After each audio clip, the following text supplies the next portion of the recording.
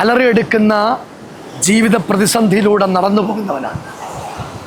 നിരവധി ചോദ്യങ്ങൾക്ക് അവന് ഉത്തരമില്ലാതെ ഇങ്ങനെ മനസ്സിൽ വിഷമിക്കുക.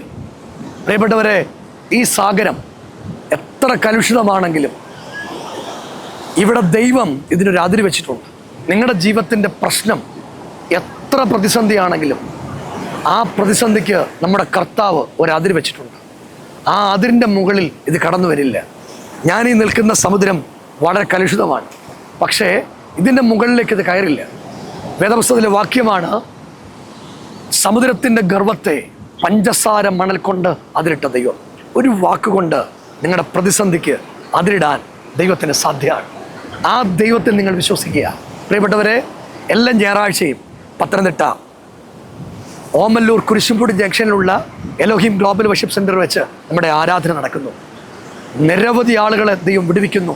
നിങ്ങളെയും ആ മീറ്റിങ്ങിലേക്ക് ഹാർദവമായി ഞങ്ങൾ ഒരുമിച്ച് സ്വാഗതം ചെയ്യുന്നു.